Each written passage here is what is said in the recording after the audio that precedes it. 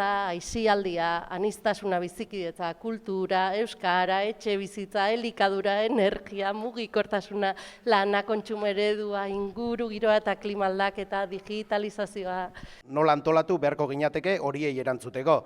Hor plazaratu genuen bigarren galdera. Herritarrei entzun eta herritarrak inplikatu. Autoraketan oinarritutako antolakuntza landu. Epe luzeko begirada jorratu eta eskualdeko ahalik eta eragile gehien inplikatu. Biziolak 3 bazkide mota izango ditu. Bazkide erabiltzaileak, bazkide laguntzaileak eta langile bazkideak. Banan, jungo naz. Bazkide erabiltzaileak proiektuan oinarri eta motore izango gara. Hemen 2 mota bereiziko ditugu. Alde batetik, bazkide erabiltzaile fisikoak, herritarrak, alegia. Batzar orokorreko botoen 30% izango dugunak.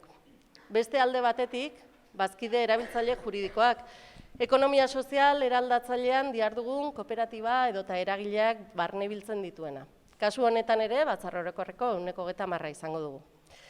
Bazkide laguntzaileak bestetik. Eremu honetan kokatzen ditugu udalak eta ekonomia sozial eraldatzailean balioetan jardun gabe ere, logika hauek sustatu eta lagundu nahi dituzten enpresak edota bestelako erakundeak. Kasu honetan, batzar orokorreko 10% suposatuko lukete. Ze komplikatu da, norria pasatzea. Lan bazkideak, azkenak, laguntzaileak, erabiltzaileak eta azkenik lan bazkideak. Hauek izango die proiektuaren egunerokoan lan egingo duten bazkideak eta beraz proiektuaren eguneroko jarraipenak arduratuko direnak. Hauek batzar orokorrean 30% izango dute. Eta hauek guztiak, bazkideen banaketak. Baina garrantzitsua ere kooperatiba irabazi asmorik izango dela azaltzea eta gizarte ekimenekoa. Ze esan nahi du irabazi asmorik gabekoa? Honek ez du esan nahi jarduera ekonomikorik ez dugula izango. Honek esan nahi duena da urte bukaeran, ez direla bertan sortutako irabaziak guztion artean banatuko. Irabaziak proiektuan helburuak lortzeko erabili beharko direla esan nahi du. Azken finean, irabazi individuala bilatu baino, onura kolektiboa bilatu beharko duela kooperatibak. Lehenengo fase batean, espazioaren beko solairuari heldu nahi diogu nagusiki. Eta horretarako eta proiektuan martxan jartzeko 100.000 euroko kapitala behar dugu gutxienez. Horregatik, maiatzaren 14erako 500 bazkide lortu nahi ditugu. Bazkide erabiltzaileon kasuan, herritar bat bazkide egiteko gutxieneko 50.000 euroko kapital ekarpena egin beharko dio proiektuari. Gainera, 50.000 euro hauek urteko kuota ere izango dira.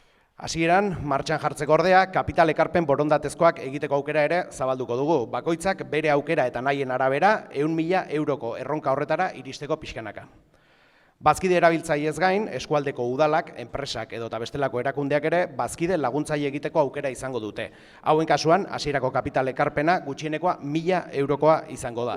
Gure planteamentu da astea sortzeko proiektu bat izango dena kooperatiba bat, nun bilduko dien ekoizlek, biziolako beste kidek eta langilek, ez? Eta eskainiko dien zerbitzuk nagusiki 2 die.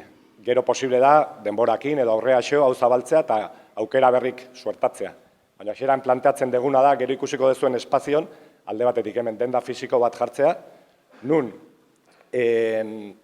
lortu halko dien edo erosi halko dien batetik goierriko produktuk eta bestetik kanpotik ekarri beharko diteun hasieran produktu batzuk, hemen ezin dielako, ez daukelako behar besteko ekoizpenik, betire lanketa bat iten egean, jarraituz, ez dakit nola azaldu, baino baldintza batzuk beteko lituzketen produktu batzuk.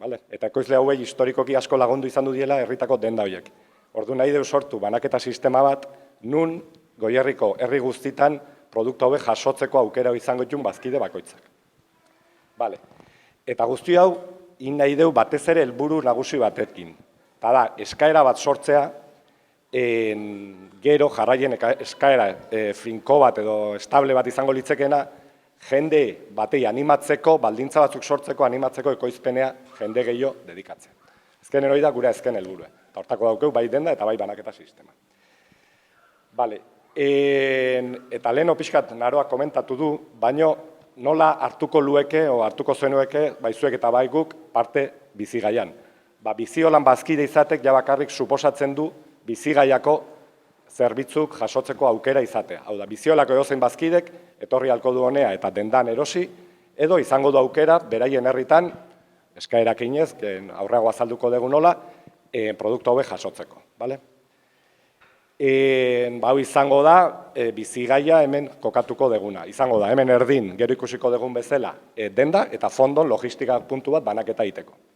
Gero, eraikin hontan, naroa pixkat azaldu du, baino, beste gauza batzuk jarriko ditu martxan. Hemen garen leku hontan, jungo da plaza bat, nun inalko dien formakuntzak, tailerrak, kontzertu txikik, edozein motatako ekintzak.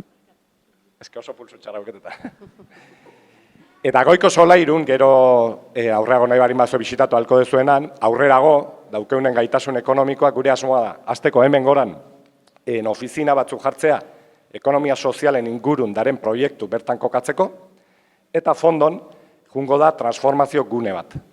Transformazio gune hau etorkizunen eraikiko dugu, baina, bueno, azaldu bar da, guain ja, bizigaiakin paralelon sortu bar dela bertan, kooperatiba bat, aurkeztuko digutena Susik eta Aiderrek. Markelek esanako transformazio gune hortan, bazatitxo bat guk hartuko dugu, eta bertan egingo deuna da gozogintzako obradore bat montatu. Ja dauneko aitzen geha, azokan baten, tartak, gaietak eta saltzen, da hori da gure asmoa. Tartak eta gaietak egin, bizkotxok, azoka ezberdinetan, eskualdeko azoketan saldu, eta bizigaian ere gure apala egongo da gure produktuekin. Eta gero, komentatu duen plaza hori ere, hemen egongo dan plaza hortan ere, parte hartzeko intentzioa daukeu, tailer ezberdinek eskainiz, heldu, umei, eta, jungo beha ikusten. Aldi berean, espazioa prestatzeko auzolanen berri ere laizter izango duzue. Alde neurrian, gure esku propio ez, hau guztia egiteko prestatu nahi badugu.